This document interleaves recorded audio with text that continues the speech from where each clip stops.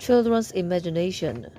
The figure makes clear that the development of imagination and that of reason are very different in childhood, and this relative independence of children's imagination from the operation of reason is the expression not of the richness but of the poverty of children's fantasy.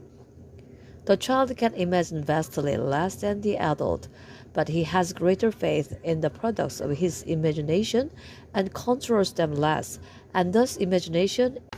However, not only the material that the imagination operates on to create its constructs broader in a child than in an adult, but the nature of the combinations that this material enter into, the quality and the variety, is significantly more impoverished than that of an adult.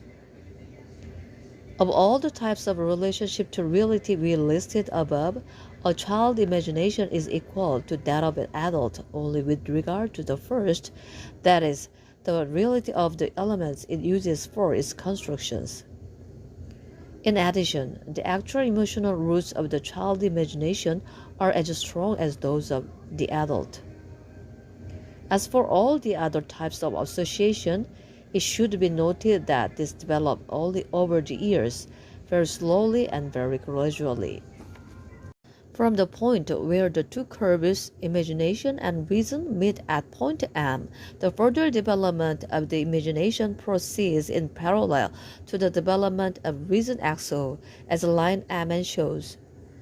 The divergence characteristic of childhood disappears, and imagination, which is now closely associated with thinking, keeps pace with it.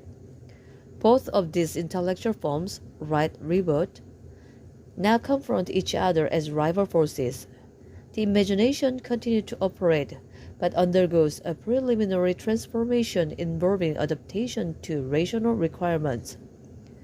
It is no longer pure imagination, but a combined form. However, this does not occur in everyone.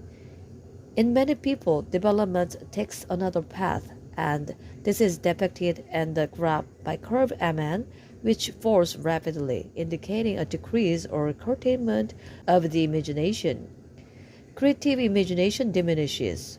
This is the most common instance. Only the particularly richly